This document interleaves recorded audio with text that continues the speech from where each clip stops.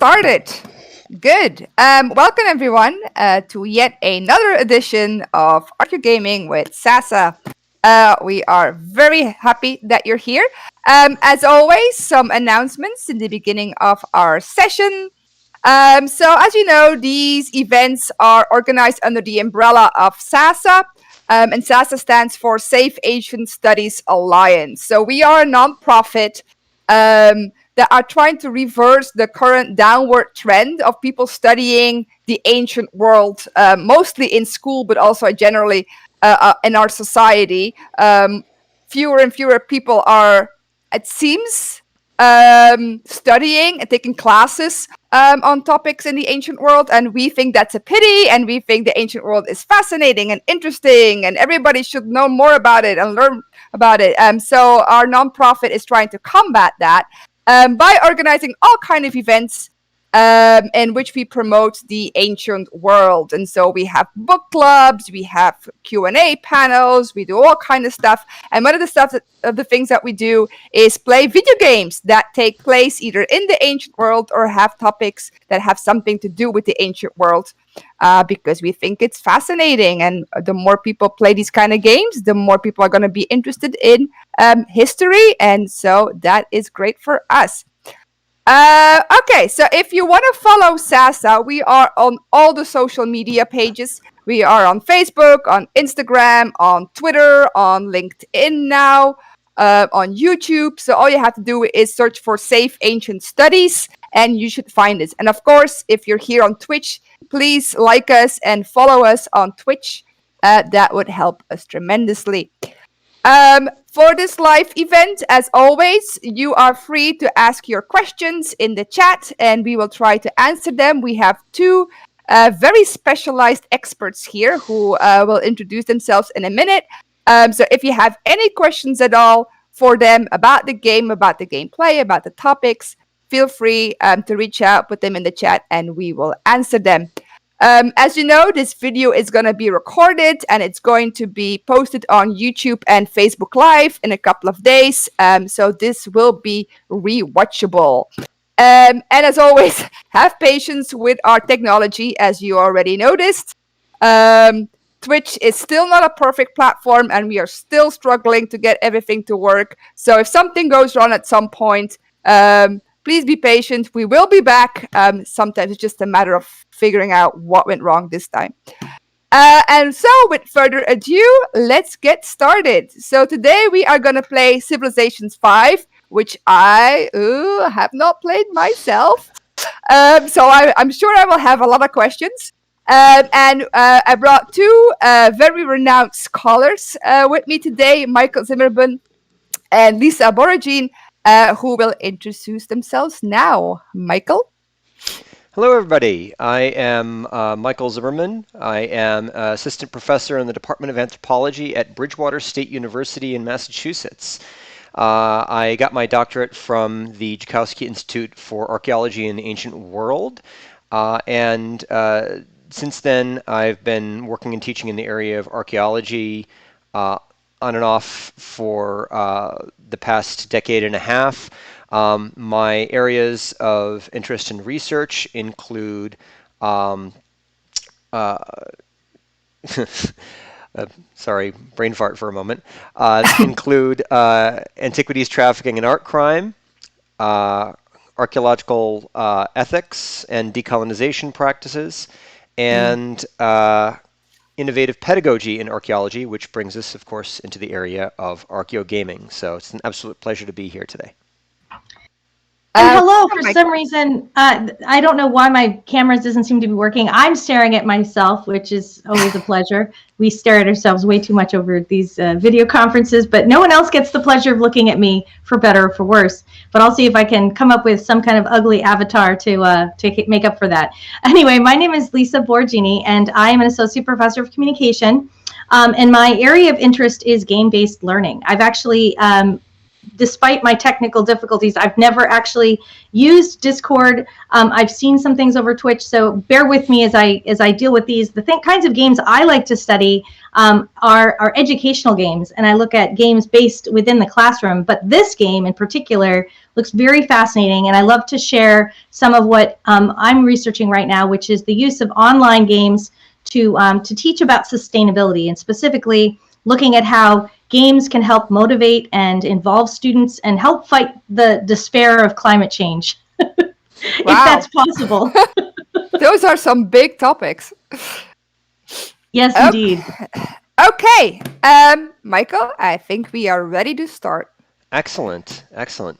So before we dive into Civilization 5, just a couple of introductory things. Number one, I chose Civilization 5 instead of the more recent Civilization 6 for a couple of reasons. Number one is that the general consensus in the gaming world is that Civilization 5 is really the best edition of Civilization that's ever been put out. And it's still relatively recent. It's easy to manage and navigate. The other reason that I chose Civilization today is because a lot of my game-based learning has been focused around one particular class, Anthropology 311, which is called the Emergence of Cities. Now, the emergence of cities is focused on, among other things, the transition from a hunter-gatherer subsistence base to an urban lifestyle, and really the emergence of cities worldwide in multiple areas, but especially in the Near East.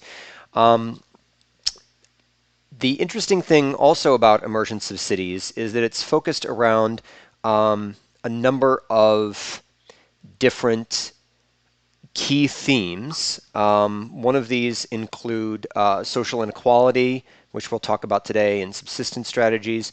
But another is also climate change and sustainability. One of the main themes that we have, which is why Dr. Boragine is also here, and her area of expertise in sustainability, is that in Emergence of Cities we discuss various ways in which ancient civilizations, either by example or by practice, can teach us how to live in a more sustainable fashion.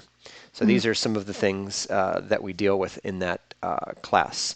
So without further ado, I think we are ready to jump into Civilization 5. Yes, please. Okay, so we start off here in the main menu, and I want to dive in because I always tell my students that learning begins sooner than you think. Can everybody hear the music in the background right now, sort of the theme music for Civ 5? No. No. Okay, so what I'm going to do is I'm going to go to the audio option. Oh, yeah, no, the audience can. The we audience cannot. can, but we Oh, cannot. the audience can. Okay, never mind. Okay. Okay, so So the I'll mute audience myself can. here and listen on the other end. That's okay. Great. So this song is the theme for Civ 5, and it's called Terra Nova. And the interesting thing is the lyrics, as you can hear, are in Latin, but it's really based on what a lot of these kind of civilization building games are based on, which is the idea of conquest, expansion, empire, which is why one of the main themes that we can explore is social inequality. So if you translate the lyrics for this song, it translates, I saw a new heaven and earth, the holy city. I saw a new heaven, a new earth from God. The first heaven and the first earth passed away. A new earth, a new heaven, a new Jerusalem, a new land, a new heaven and earth. Wow. And that is very Judeo-Christian. It's, well, number one, it's very Judeo-Christian, which is not a huge surprise. But the other thing is that it ties into a lot of how the processes of settler colonialism are ongoing. Settler colonialism and imperialism are ongoing elements.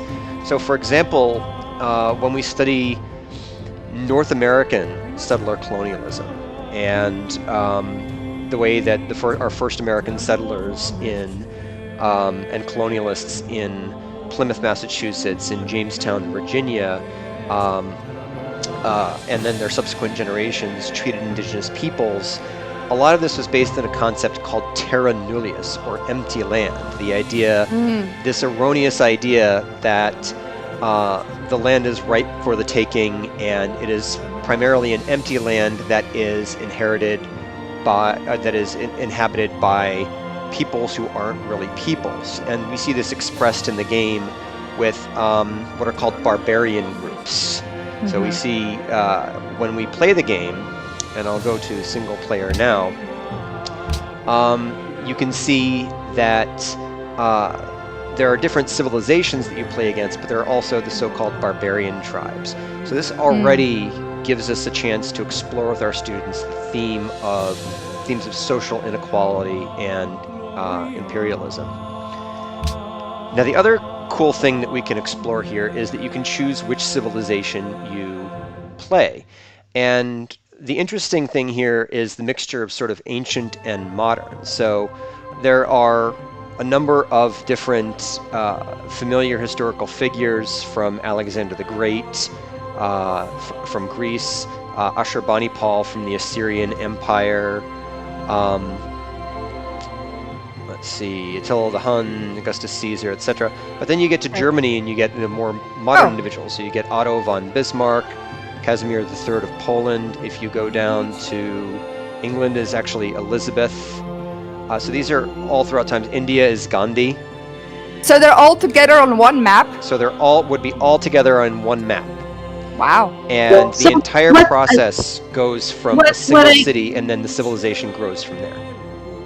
What I was going to mention is that one of the things that I really like to look at when I look at games is how is the game framing reality. Mm-hmm. And it's a really powerful thing that can either be very conscious and very unconscious. And so I noticed like framing all these like powerful leaders on as kind of a scroll list is a fascinating way to kind of look at his history, because you've got Gandhi right next to Genghis Khan, and so it's just a very those two would most likely not they would not get along very well, I don't think. No, I can't think of a greater juxtaposition. Yeah, exactly. It's an interesting juxtaposition, and what it does almost is it's kind of like an unconscious kind of framing of what does it mean to be powerful? What does it mean to elicit change? And both of these leaders did this in tremendously different ways, right? Right. Mm-hmm. It's kind of like who made the cut, the best of the best, as perceived by these people who made the game, made the cut. Sort of a battle royale of all the gods of the past, the heroes of the past against each other. Yeah, like Napoleon in France, for example, is another more modern example. So is there only one leader per civilization? There's only one leader per civilization. So they had to choose the most important one for each. You do, country, but for the most part, what people are going to choose are the bonuses that you get from choosing that civilization. So, for example, if you choose Napoleon, creating museums and world wonder, theming bonuses are doubled in their capital. The underlying theme for this is, of course, thinking about the history of Paris and the Louvre as possibly the largest museum in the world. Yeah. So, somebody asks, is there information about why certain individuals were selected? Do you know? I honestly don't know. I can tell you that this is the expanded version. So you generally only start out with a certain number of possible civilizations or leaders to choose from. And then as you purchase expansions, more civilizations are able to be added. The other interesting thing is that these are based around sort of like the three main paths to victory in the game. In general, there are three main paths to victory.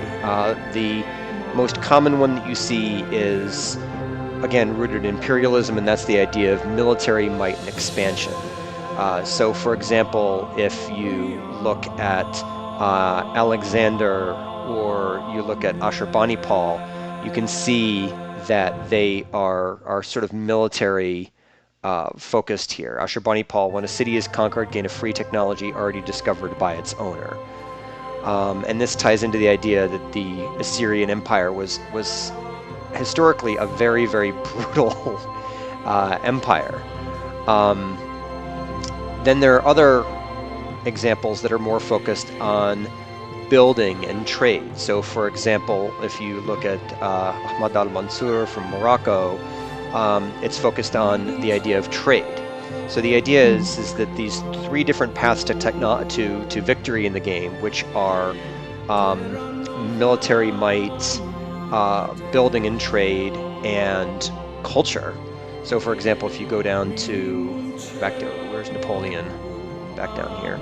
Museum and World Wonder theming bonuses are doubled in their capital. So the idea of like this would be a culture focus. Oops, I don't want to actually choose Napoleon, but yeah, that would be a culture focus. Also, Babylon would be a great example of a culture focus too. You receive a free great scientist when you discover writing, and you earn great Really scientists interesting. 50% faster. Because there are a lot of these kind of strategy games that only have military might as the winning strategy, right? I think of Age of Empires and other games like that. It's interesting that at least they try to come up with other ways for how to win history than just dominating everyone. Yeah, and that's the interesting focus of Civilization, and really has been one of the founding elements of the game, going all the way back to the board game version, all the way back to the first Civilization, and then to the board game version under Avalon Hill, is that idea. But it is also important to know that no matter what path you choose, military is still a very, very important element. So because for my saved game I chose Nebuchadnezzar II of Babylon, I'm going to choose Nebuchadnezzar again, so you can see the sort of progression that I had made in the saved game. For map type, you can choose. This is the interesting thing too, is that you can choose Earth, which is the actual Earth map, but you can also choose random continents. You can choose to play in Pangea, in an archipelago system, a fractal kind of Earth map, or actually. Yeah, so I think this is really fascinating, because one of the things that most scholars in game research agree on in terms of what makes a good game is it has to have at least 3 elements. There are other, people debate about, the importance of aesthetics and that kind of a thing, but it has to have agency, it has to have flow, and it has to have engagement. And so what I'm seeing here is that you have a lot of agency in this game, because you can pick, which type of civilization. You can even pick like what kind of, background you want to have, what kind of landscape, what kind of a ruler you want to be. And then I'm also seeing that because of the nice graphics and then also the music in the background that's kind of creating this epic feel to the game, it's kind of creating this sense of engagement and fun, right? So I'll be curious to see if flow is also something that's present. I can't tell that yet because we haven't gotten into the game, but the concept of flow is one in which you kind of enter the so-called magic circle of a game where you are fully immersed in that experience in some way. So really, to be a good game, just looking at it for just basis on, is this a good game, regardless of its educational value? Does it have agency, does it have flow, and does it have engagement? Now, it's also worth noting, and this is something that I just saw in the Twitch chat, that the religion aspect of the game, the religion and culture emphasis, is really only available with the expansion DLC. So the expansion really gives you the best opportunity to explore culture and explore all of these different historical elements. Now, let's also realize that a lot of the reality of this is going to go out of the window. While I can choose the map type Mesopotamia, and I can choose, for example, the number of players, I cannot choose what what my opponents are, what the opponent civilizations are. So, for example, in my saved game, Nebuchadnezzar II is right next to Sidon, the capital of Turkey, and right next to Panama City. Okay. Right, so Panama City and Sidon are like the closest to city-states to where I am in the saved game. So when I hit start game, which I think we're ready to jump in at this point. Yep. That's kind of a geographical May the blessings amnesia of heaven there. be upon you, O great Nebuchadnezzar. Ooh, look at this Father of mighty history and lesson ancient we're getting Babylon. here. Young was the world when Sargon built Babylon, some That's cool. 5,000 Yeah, it's a lot years of ago. text. Long did it grow and prosper, And the wonderful gaining its first empire Mark in the Shepard 18th century does BC the under narration godlike Hammurabi, for the this giver of version law. of Although Civilization. conquered by the Kassites One and of my then by favorite the character actors Assyrians, of all time. Babylon I've seen endured, both him and his son, Mark emerging Shepard Jr. in a phoenix-like lot of from its different ashes things. of destruction and regaining its independence despite its many enemies. Truly was Babylon the center of arts and learning in the ancient world. O Nebuchadnezzar, your empire endured but a short Okay, did you time click on after you begin our left, journey? No, falling I to just the figured mighty that I'd let Persians the and narration into the go. Greeks. So some of the things Ah. you see The here great is city was ingenuity, receive destroyed a free by great scientist when you 141 discover BC. writing, and earn great But science is 50% Babylon faster. indeed So gone forever, great it benefits us to Nebuchadnezzar? go for Your people writing and look great to you scientists to bring the early, empire back and then to we life also once do well more. with Bowman Will and you creating accept our the first wonder would be the challenge? walls Will you of Babylon. build a civilization? Cool. Can we turn down the volume a little bit more? Sure, absolutely. So for this, we would go to menu, options, audio This options. is a good place to So are found we a looking to city. turn down the Food and sound effects, resources are ambience, plentiful here. and speech? Press your settlers I would all found turn it down a city little button. bit so that the audience can definitely hear your voice above everything else. Excellent. I think about 50% should be good. How is this? If it's not, I'll let you know. Okay. Much Excellent. better, they say. So Cool. one of the first things that you want to do is build your first city, which would be your capital. Now, when you're doing the basically the settler difficulty, which is sort of your first difficulty, you will have this little helper that'll tell you good places to found a city. In this case, we're right next to a couple of good resource spots in that area. Also, next to a river is also a great thing. For every player is going to have these different advisors in settler mode. So this is my economic advisor. You're also going to have a cultural advisor and a military advisor. You can also explore a lot of things here. So for example, if you go, what are cities? And you can go to these different explanations. There's also civilopedias. Well, these explanations aren't really what historians would define as a city, right? No, They are not specific to this necessarily. Like game. this is a main focus for your game. That being said, looking at say the summary of technology. Technology is one of the driving forces behind civilization. This is most definitely true. It advances in the technologies of agriculture and fishing that allowed cities to grow and thrive. It was advances in weaponry and masonry that allowed some cities to drive off jealous barbarians who sought to steal their food and plunder their wealth. Gee, is that a colonialist point of view? Wow.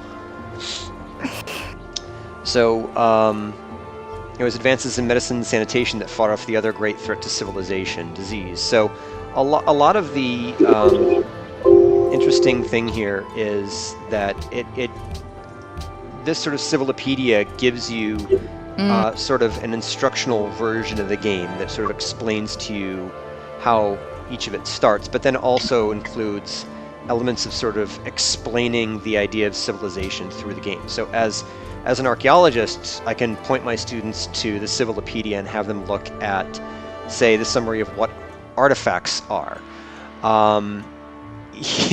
Here, again, a very colonialist point of view in that, they don't identify artifacts as objects made, used, or modified by human beings, as archaeologists do, but as historical relics that can go into museums and palaces. Oh no. It doesn't So get that- more to me, colonialist than this. Exactly, and that kind of brings up for me one of the most important aspects of using games in the classroom environment or educational is that it's so absolutely important to build in an opportunity for debriefing and also to really point out, like, this is a really great educational opportunity to show how the game is framing reality and to kind of allow the students to really debrief from that, because that is almost an assumption that has been made over many, many years that we are, really important for us to kind of unpack that, right? Right. And a game can be really a great game, but it's not a great game educationally because we didn't take the time to really build in the debriefing. Right. And that's something that's important in any pedagogical context. In the case of my Emergence of Cities classes, all gameplay was followed by an entire class worth of discussion based on questions that were posted on online discussion boards on our Blackboard LMS, and that are given to students ahead of time so that they're prepared for discussion. And these, of course, open up new questions. So, for example, if I go back to the game for a moment, this is Civilopedia. Let's see, how do I exit this? Escape to exit. There we go. And I close this. So, this game, for example, starts with a single city. So you have a series of settlers who will build your first city. So you click Found City, and of course, for Babylonia, the first city to be created is Babylon.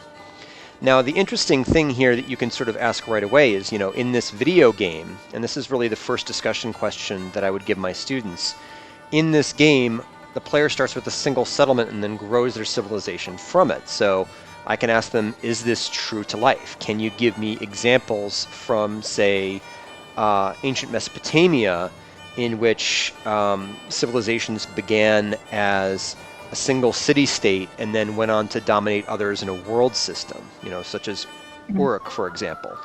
Or are there other examples, such as, you know, Çatalhöyük, where a series of smaller settlements banded together to create a city, right? So it really allows us to explore ideas of, you know, how are cities made? Why are cities made? How do cities become cities?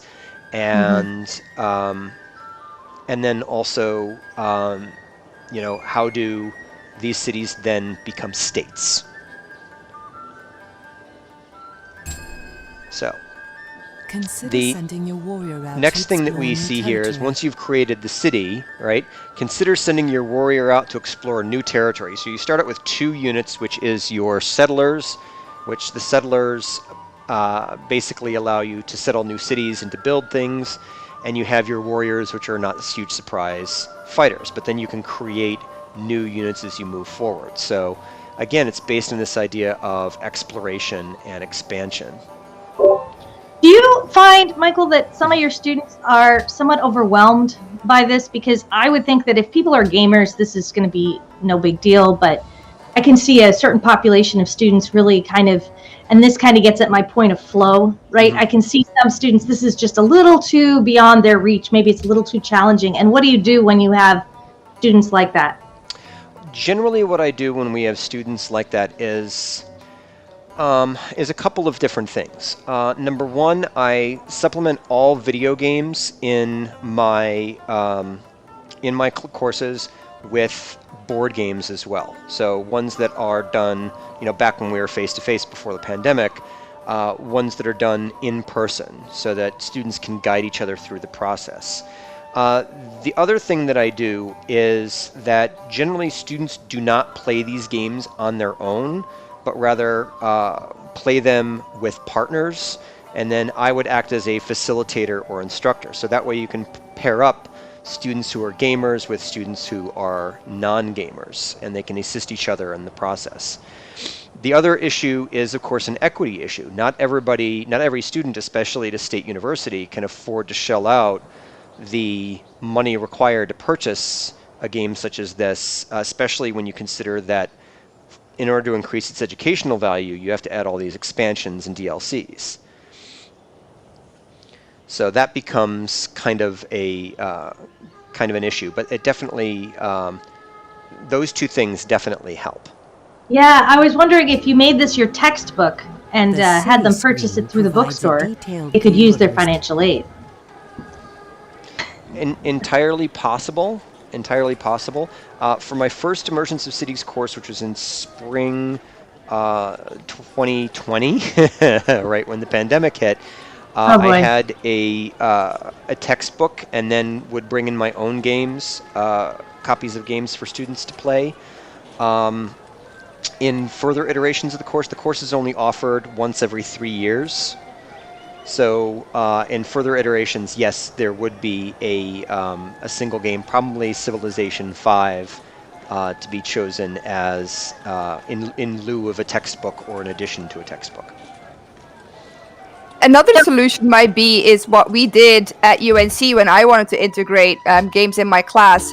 Is we reached out to different departments and asked if anybody had a stack of computers that are fast enough or smart enough to play these kind of games. And we actually found a computer lab that also had PlayStations where we could go, and with a little bit of funding, we bought 5 copies of the games that we wanted to play.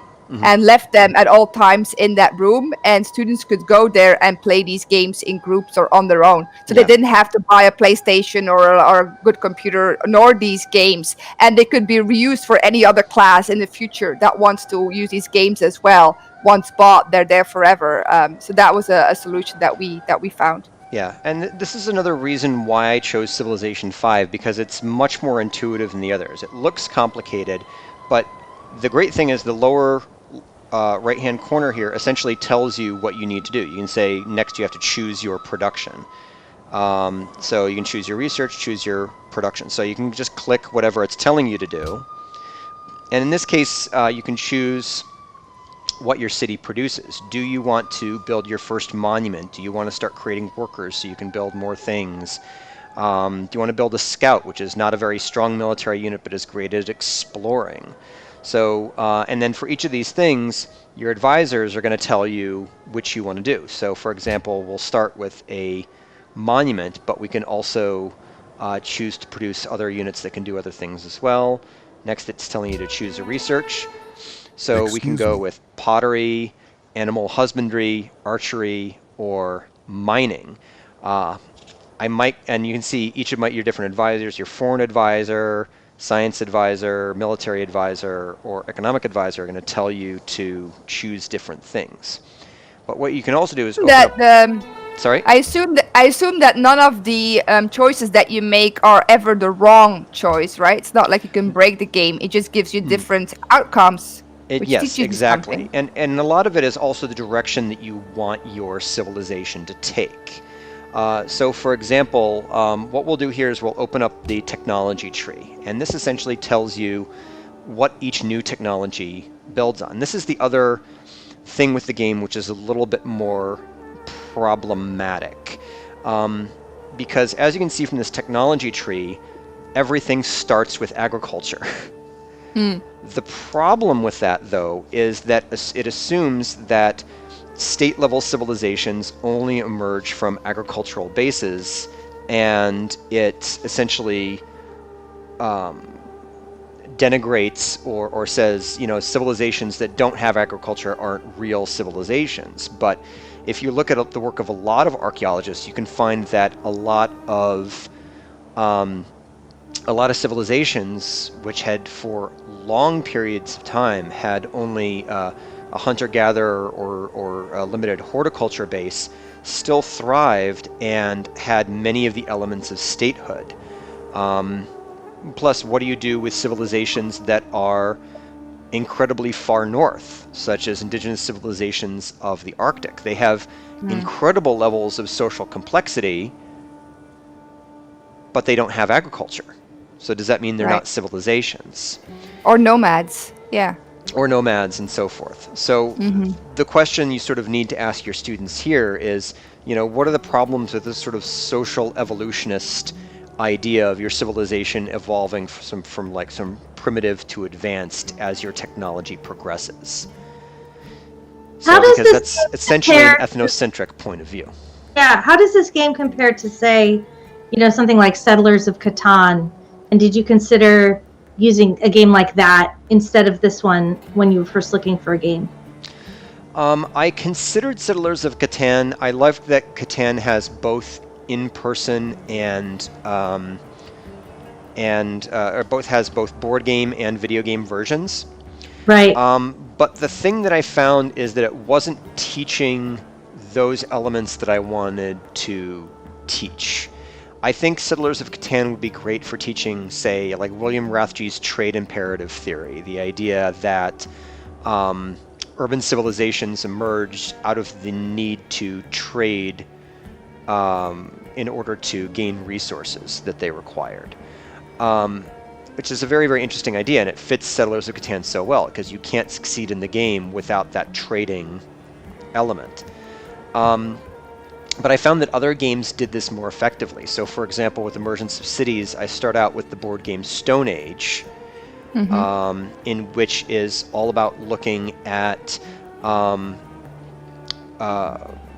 Neolithic period hunter-gatherer groups that are just beginning to create agriculture. And that particular game is all about managing resources during the period of the so-called Neolithic Revolution or Agricultural Revolution. So you can explore things like, say, Louis Binford's demographic theory of agricultural expansion, for example, through games like that. So yeah, I mean, I love Settlers of Catan. I think that in order to be a true gamer, you have to have at least one copy of Settlers of Catan in your basement somewhere. But I don't think that it has quite the variability to teach the things that I'd prefer to teach in the classroom, if that makes sense, Lisa. Yeah, no, it does. And the part of the reason I asked was because I thought that the cost for that might be a little less, and also because it has that flexibility of board game versus online versus single player versus multiplayer. You know, it has a lot of flexibility. And also, you know, one of the other things I think you have to consider when looking for a game for the classroom is the amount of time you're willing to invest. I mean, it almost seems like you have to be willing, if you're going to use a game like Civilization 5, you have to make sure that it's enough time in the classroom to justify both the investment of time and then the investment of learning how to play the game. So that's what makes it probably a good game for your purposes, because even though it takes a long time maybe to kind of set it up, there are so many different aspects that can be explored through this game. Yeah. And there are some. I think a lot of that comes down to the same thing that that all game developers do, whether it's board games or video games, which is play testing. Right. And I think that's the element is finding students that are able to play test these different games and test their efficacy. So, for example, in these Blackboard discussion boards that I mentioned, for every game that I incorporate, and I only incorporate 3 in my Emergence of Cities course, for every game that I incorporate in that Blackboard discussion, the last question is, how efficacious do you think this game was in helping you achieve the learning objectives for this unit?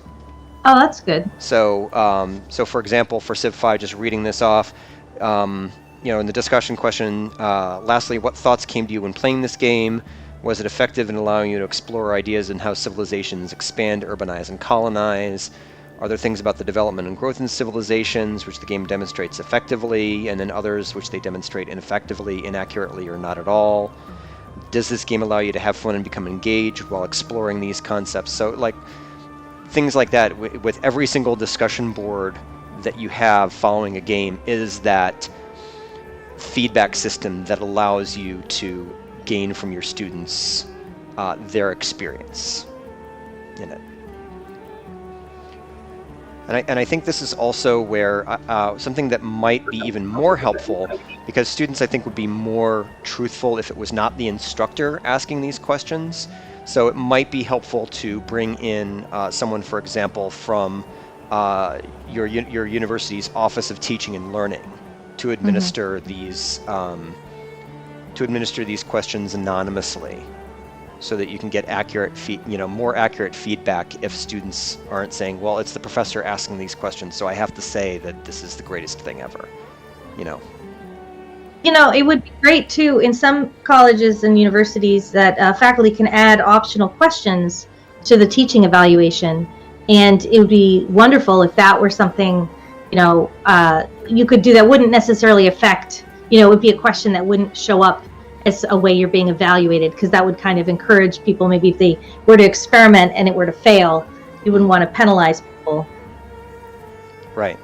So anyway, to get back to the technology tree, so some of the things you find is that each of the technologies that you have sort of builds on the other.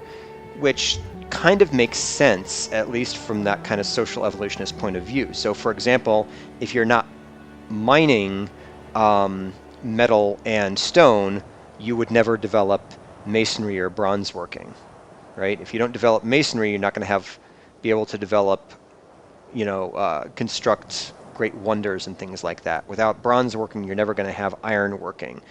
And so that fits this kind of, I'd love to see them incorporate reductive lithic technologies in here. The idea of flint knapping or stone tool making would be a great thing to see, rather than these sort of traditional westernized technologies. I'd love to see that sort of element here.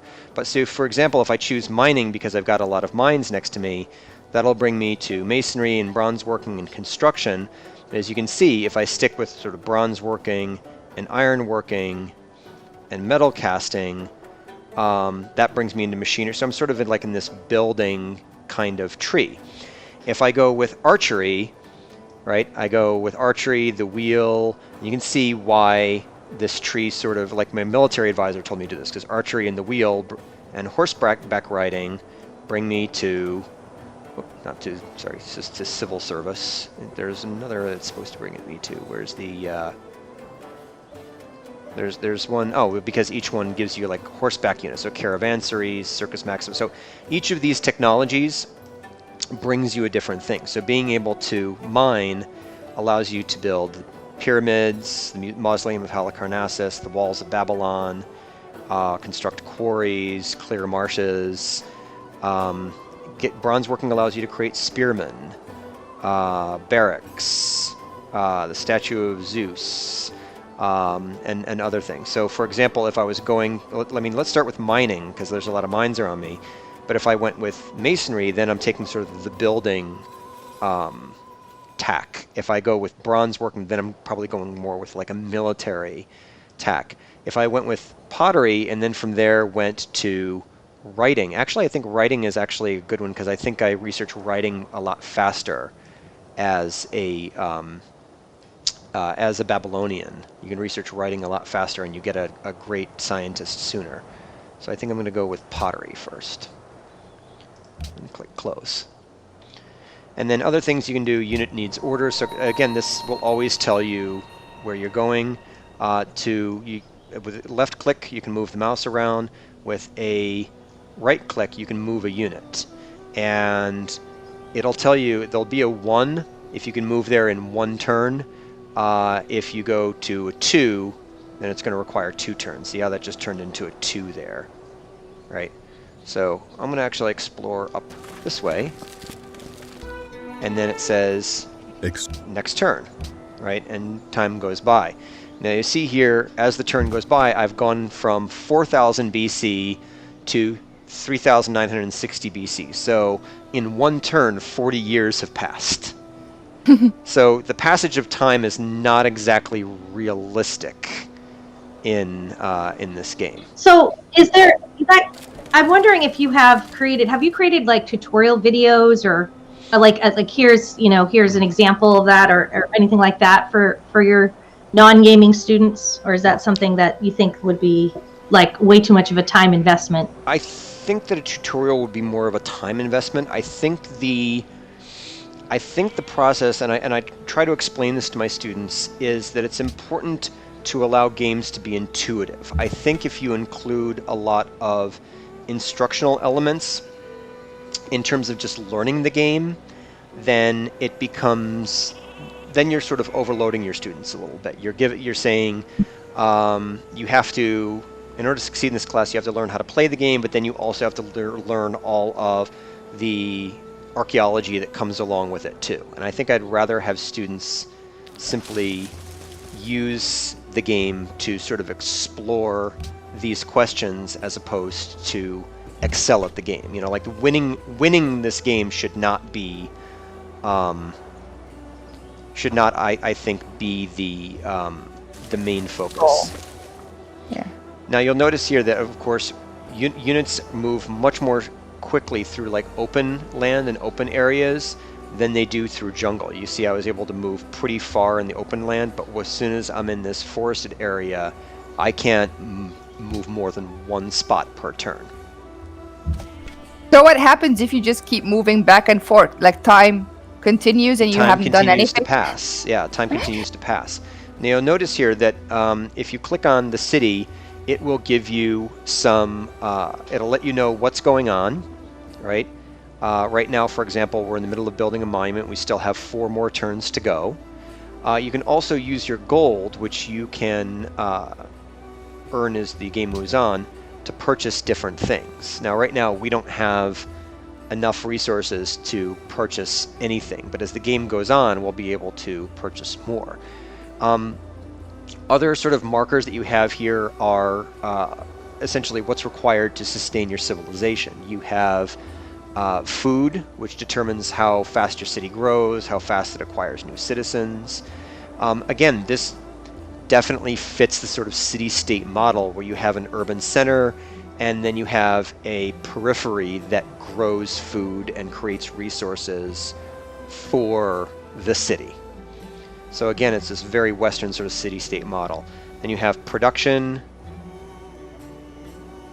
science, gold, culture, and faith. And faith, that religion-based aspect, is sort of part of the added DLC here. With a dove. With the dove, of course, but that same Judeo-Christian kind of element. So with this unit, I don't really want to explore this forested territory because I can't move very far, and I don't want to move my warriors very far from... so you can see I can move a little further if I'm not moving in forest. So I'm going to move it closer to Babylon and explore over here so that in case a threat shows up, my warriors aren't far away.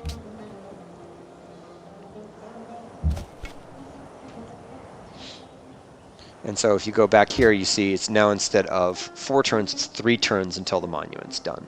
And then you can continue to also expand. So if you have enough money, you can also buy adjacent tiles in this sort of whitish blue line, which is the boundaries of your city-state, will grow as you buy additional tiles. So I can see this game is very immersive, and it probably includes like a really strong sense of flow among those people who really get the game and who enjoy the game, and that sense of like loss of time. Like, have you ever been in a game where you're just like playing and then all of a sudden you're like, oh my gosh, it's 5 o'clock. I had no idea how did all that time go by. That's a really great example of flow. But at the same time, I can see there being a strong technological divide, and I saw someone wrote in the chat that they as a non-gamer would also kind of feel that way, and I could see that there would be students who in order to maintain flow, there needs to be this nice balance between it has to be challenging, but it can't feel overwhelming, right? If it's too easy, it's not going to be flow, and if it's too hard, you're not going to hit flow. So that sweet spot. And so, that's why I'm wondering, like, the other thing that makes a really good game is you have to make sure that everybody has a role. You don't want people just sitting back doing nothing. And I can see that there might be an instance where somebody might kind of check out if they're feeling like this is too much. So I'm thinking that would be a great opportunity to give that person a job, right? Like, what is the non-gamer's job in observing this role, right? Like, so, okay, if you're not, just observe what's happening and then maybe give them a special kind of role. I don't know if that's something that I've had situations like that when I've played games in my class where I've, sometimes that non-traditional older student, I hate to stereotype, but you get the non-traditional older student who's like, what, we got to take class over Zoom and now you're asking me to do this. And so I have often found that if I give them a specific role, like, I want you to observe how many times this happens, or I want you to observe, what's happening with the conversation, or what's happening, how is maybe even just the passage of time, like, how does that affect the game?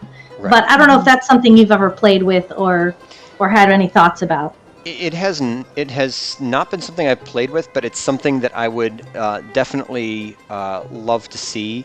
I was lucky in that the students that I had in the class who were gamers really stepped up and acted as leaders and supported those who were not. That's great.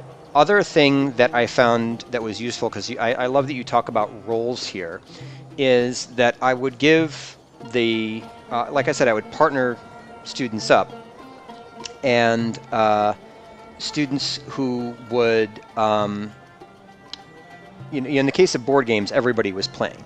But in terms of a video game, what I can do is I can partner students up, and I can have one of them, for example, focus on the actual play and play elements, and then I can have the other student focus on the discussion questions. How is the way that my partner is playing the game affecting the way that we see the answers to these questions that are associated with archaeology? Yeah, that's exactly what I was talking about. So that's pretty cool. Yeah. That's a great way to kind of harness different people's abilities and interest levels.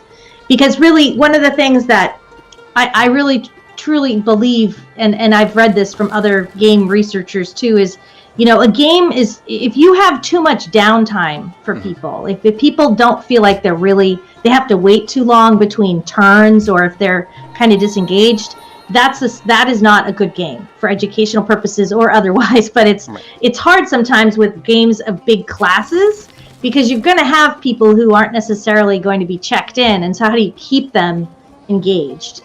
That's the perpetual problem. Right. Our capital city has finished So building. our capital city's finished construction, so we have the monument complete. The other thing you can do with production is you can create a queue of production here. So for example, you can create a worker, and then you can change the production at any point, but then you can also create a queue. So if I go back, show queue, and I go add to queue, and then I'll add a scout to that. So first they'll produce the worker, and then they'll produce the scout. So the other thing about this game is that it is kind of, you're right, Lisa, it's a long-term game. There is some downtime here.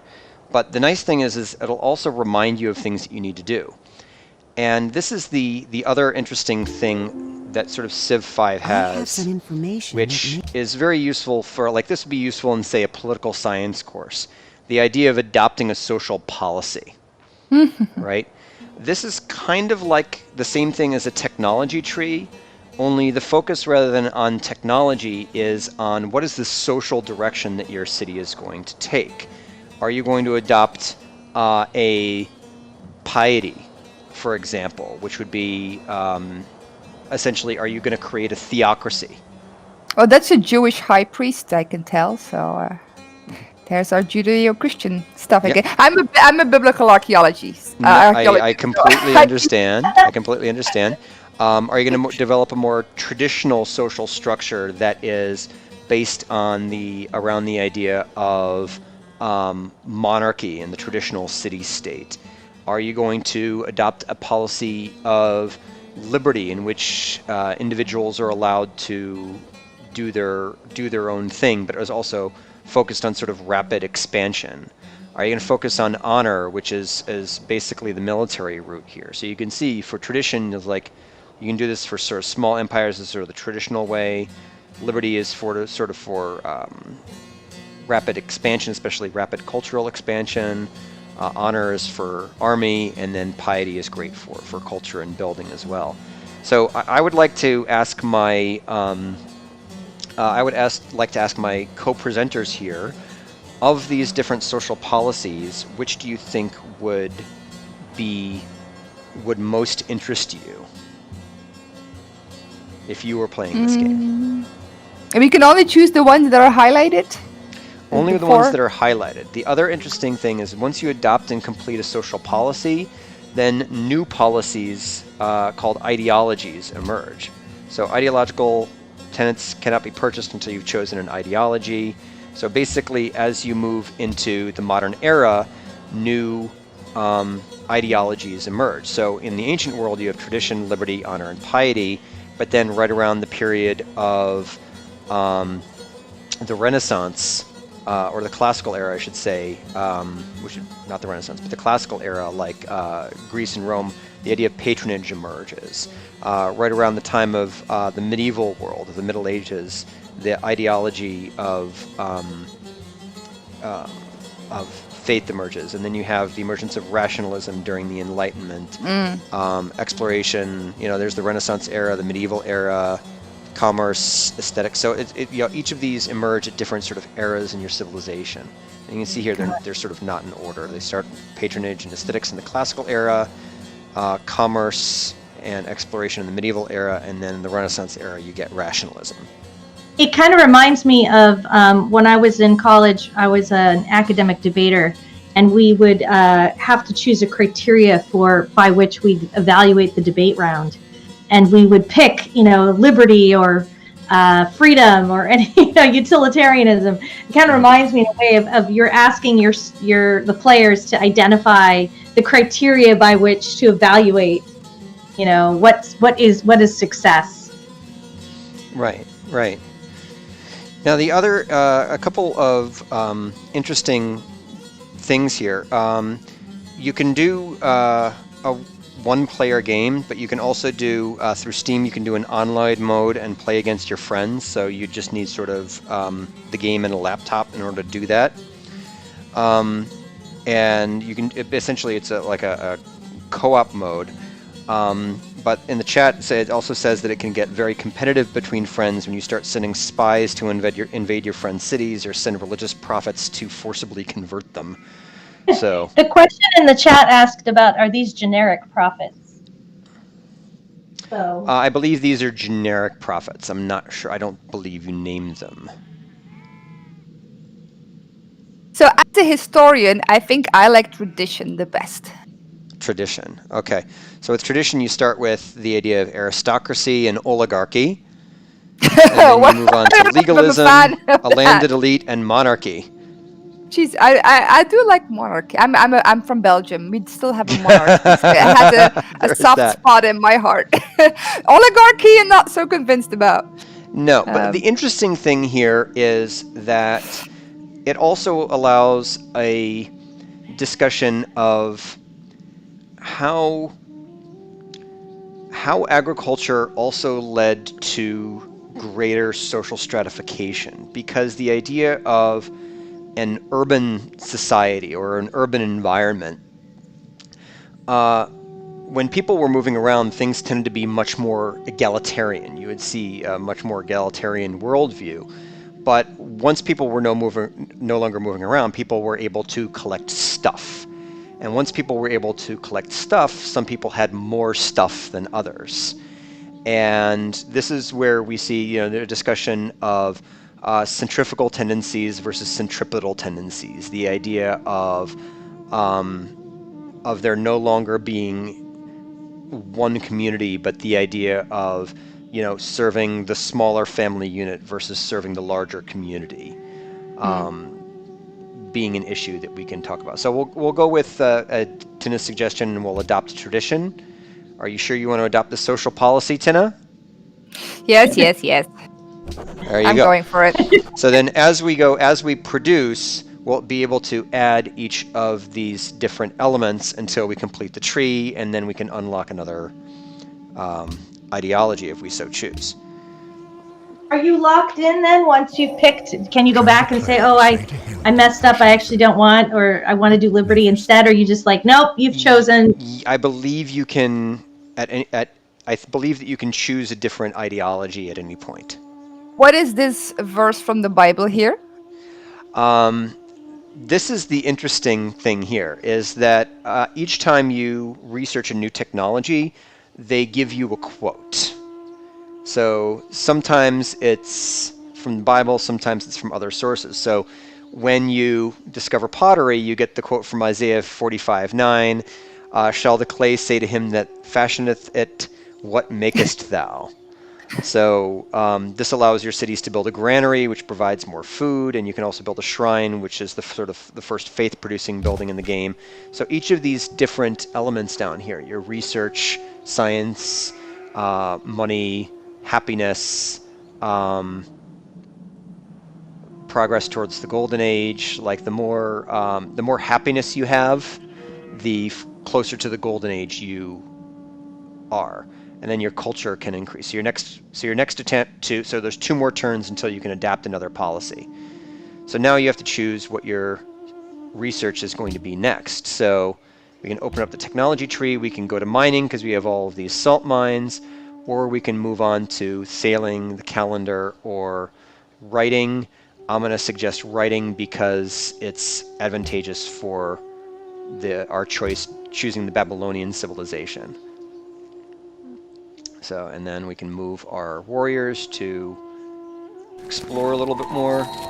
And there's another ancient ruins discovered right there. So, next turn. And then play progresses in this sort of turn-based fashion for a while. I'm going to head straight to those ruins. And we've encountered our first barbarian encampment. No. So, And this is... Are these just random barbarians? They never get a name or They a never get a specification? name. They never get a culture. It's, as I said, it's a very kind of Eurocentric viewpoint in this game. It's still a leg up on other games such as Age and Empires and the like because there's more of a cultural element to the civilization building, but there's still this very, very sort of ethnocentric elements here. So earlier in the chat, somebody had asked about a different game. I had to refresh and I lost the chat, but it said Europa something. Europa Universalis. I have actually never played that game. I've never heard of it, so you're one. I have never played it before. But I mean, the addition of barbarians to this game also allows us to ask another interesting question. You know, barbarian forces tend to be entirely opposing forces. You can't negotiate with barbarians. You can't trade with barbarians. You see what I mean? How it's a very, very kind of Eurocentric viewpoint. And the interesting thing is, anybody familiar with where the term barbarian actually comes from? Well, I do, but I don't. I'll let the audience take a stab at it. No, Tine, go ahead. Go ahead. Is anybody familiar with where it comes from? Dr. Blackheart's got it. Yeah, from Greek, but specifically it's those who don't speak Greek are barbarians because it sounded to people as if they were saying bar bar bar bar bar bar bar bar bar bar. At least that's the background that I had been told. I just wonder what language did they hear? Because of course Greek was surrounded by many cultures. Like, was that what kind of language did they hear that they heard a lot of bar bar bar sounds? Well, I mean, it's the interesting thing is that idea, the very term barbarian, is incredibly ethnocentric because it's assuming that those who don't speak your own language are uncivilized. And it ties back also into that idea of ethnocentrism or culture shock. Another game which I'll use, not in my Emergence of Cities course, but in other anthropology courses, is Bafa Bafa. Have any of you heard of that game? No. No. Yes, I've actually used that game in my classes. So Lisa, you have used Bafa Bafa. Yes. It's kind of an interesting way to teach ethnocentrism and culture shock, isn't it? Yeah, it is, and that's what I've used. I've used it to teach that in my communication class. I actually used it as a final exam. I've had mixed results with that. It works sometimes really well, and sometimes it's a little too simplistic. And I have a harder time with certain students who don't really get it until the game's over. I almost want the expansion pack. The game came out in the 70s. I'm not quite sure. Yeah. We've been waiting a long time for an expansion pack. But the interesting thing is that students find essentially what happens in the game is you create these two distinct cultures, quote unquote, and then you send observers to these other cultures. And in one of them, students create their own language, which sounds like Bafa Bafa, hence the name of the game. Oh. So something that students experience is they experience firsthand the culture shock of not being able to understand the language and still having to try to communicate.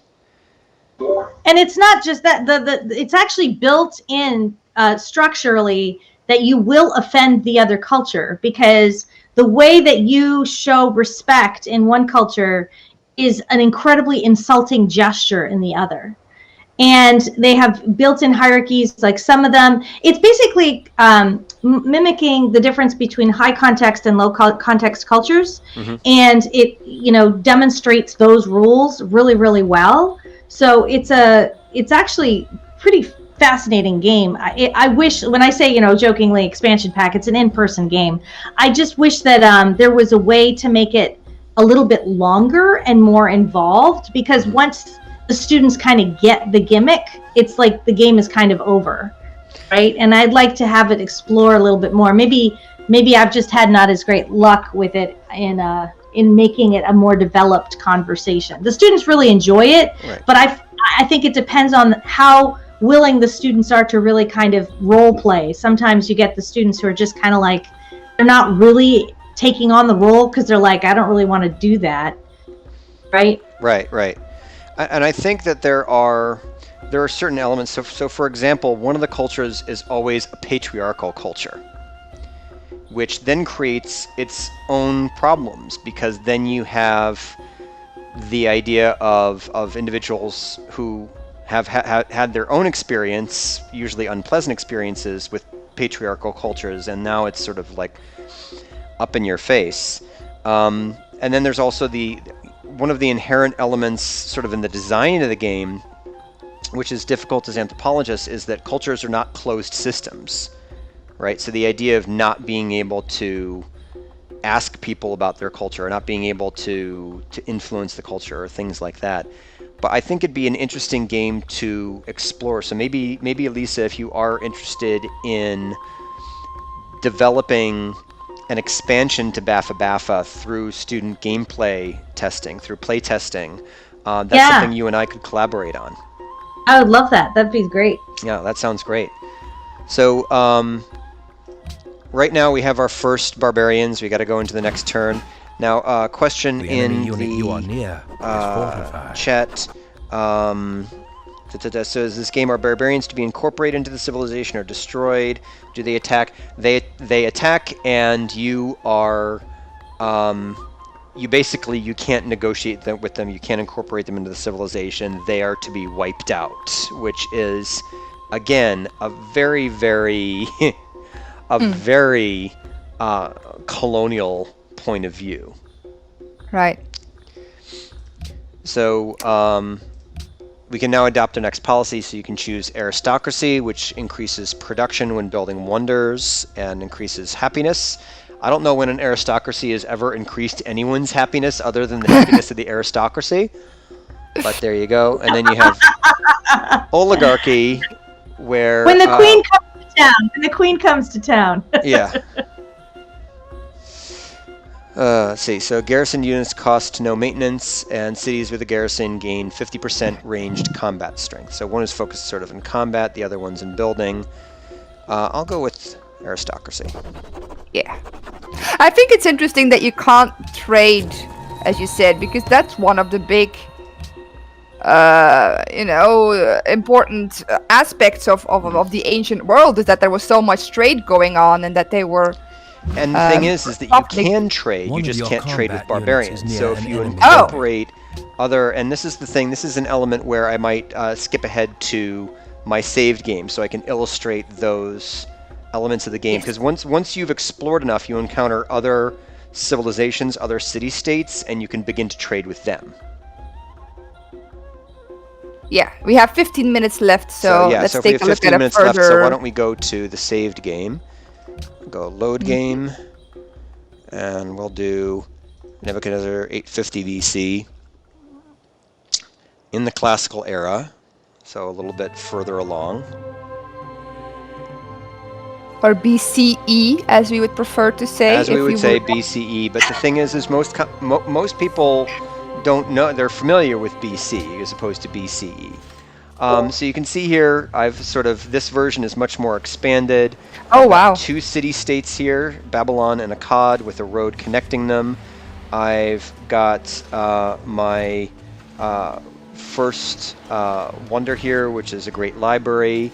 I got a series of farms and mines and plantations. And then I've also got a caravan moving back and forth for trade between the city-state of Sidon. Now, Sidon is actually relatively small. As I said before, here's Sidon right here. And if I click on them, you can see that we're friends. And you can do all sorts of diplomatic elements. So you can do diplomatic gifts, for example. So that I can teach students about reciprocity, for example, and the idea of gift economies, how gifts create social obligations and influence. So I can teach elements of reciprocity there. We can, if we're going with a more imperialistic thing, we can ask someone for tribute. We can declare war on people. One thing I wanted to ask you about in a little bit of the time we have left is this concept of long time that is often lost on students, and I think it's so when it critical when it comes to things like climate change and understanding fads come and go, but this concept of time is a much more the ancient civilizations. It's one of the benefits we have is it really gives us a sense of the depth of time. And I feel like that is such a challenging concept for students today to get. Fashions are out in 2 months, right? Right. So how do you feel like this game does that? Does that help them understand that? I mean, the game moves it 40, like you said, 40 years in a minute, right? Or 40 years a turn, but yes. Right. So for example, in the start of the game, you start about 4000 BC. I'm currently at 850 BC, and it can go even further. So it can definitely help with that concept of long time, which is important for concepts such as sustainability.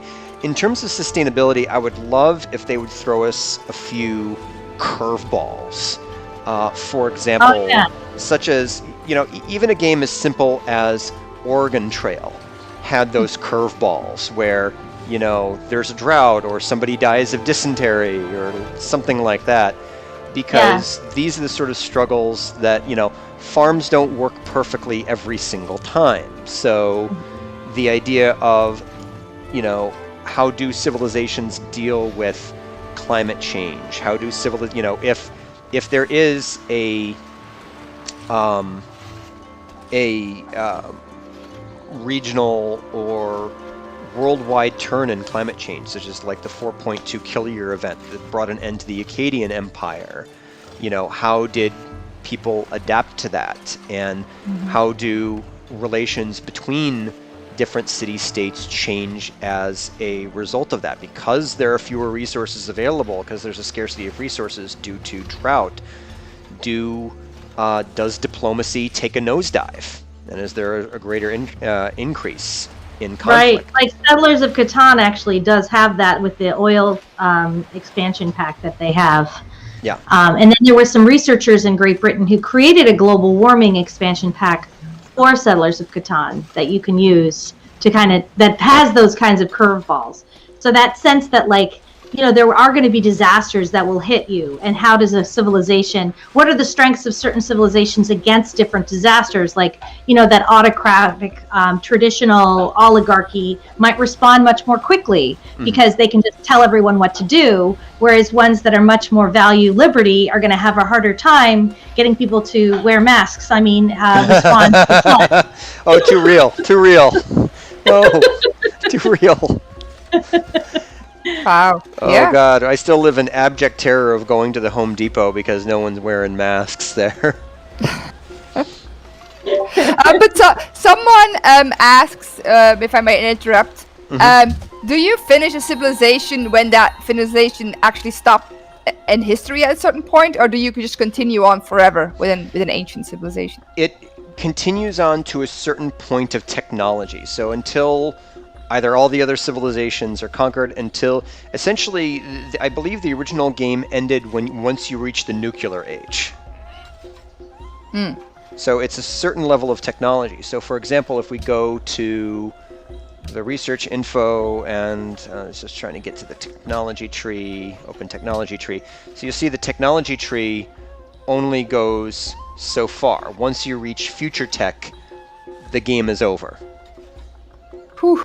right? So there's a certain and you can see different. You can also explore other elements. Lisa is a communications professor. You can see here we have inventions such as the internet, globalization, particle physics, and different technologies that we ourselves have not developed yet, such as nuclear fission, which allows you to build the giant death robots. So, so it's an interesting element. What year is that going to be invented in, according to this game? It's in terms of years, with a turn, I have to do the math here. So future tech is 392 years. So 40 years, 40 times 392.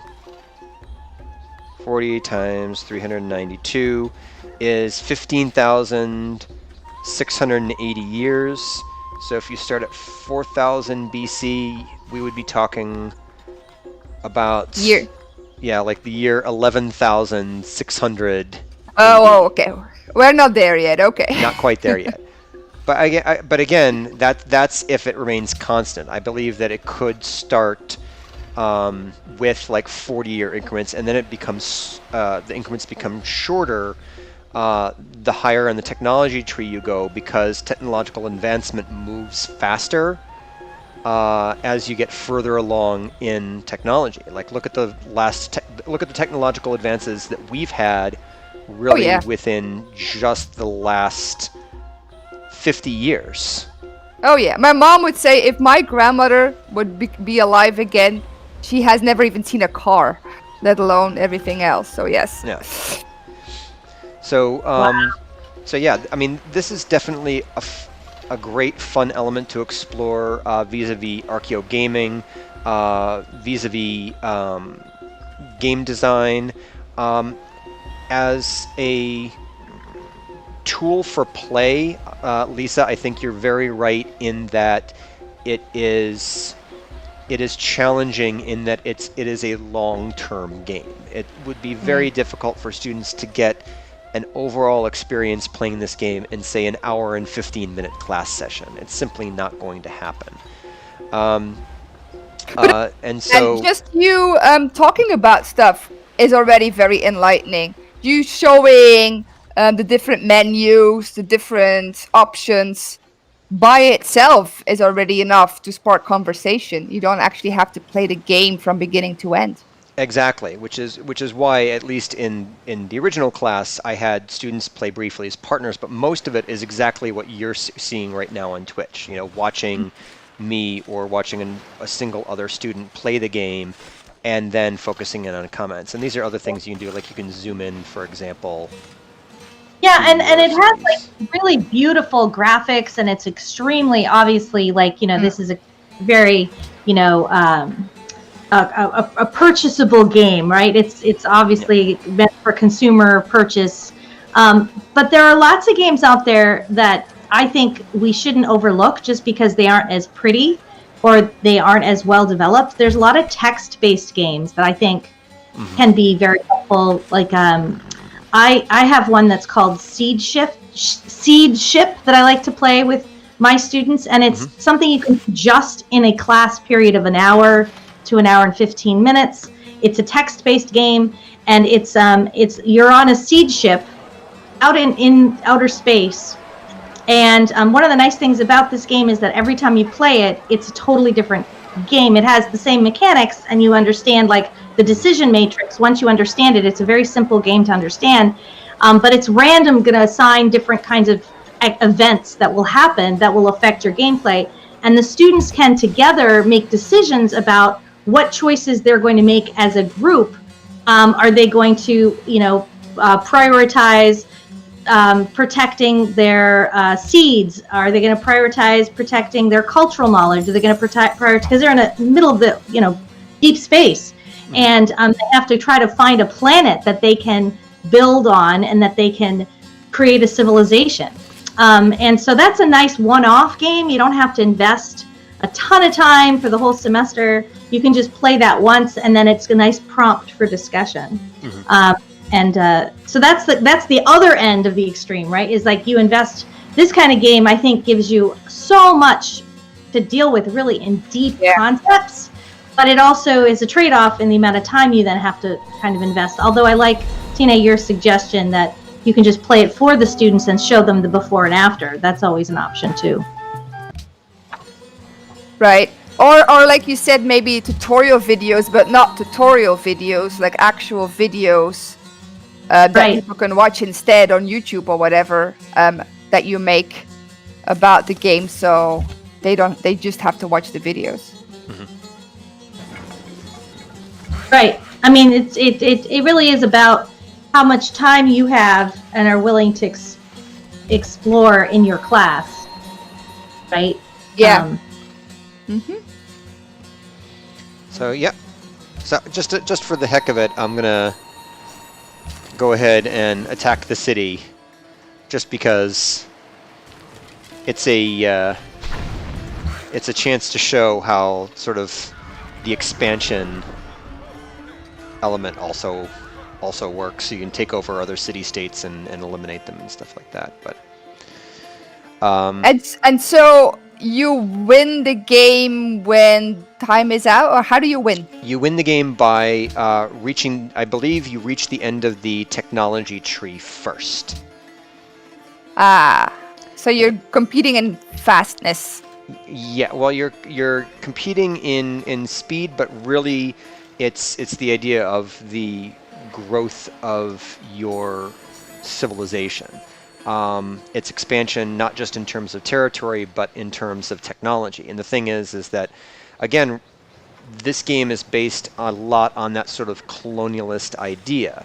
The more you expand and the more territory you get, the more resources you get. The more resources you get, the more you're able to advance your technology because you have the resources to develop it. And so once you reach that sort of pinnacle of technology, then you're considered to have quote-unquote won the game. Although I don't think anybody ever wins civilization. I like the animation of the people down there hoeing the fields. That's fun to watch.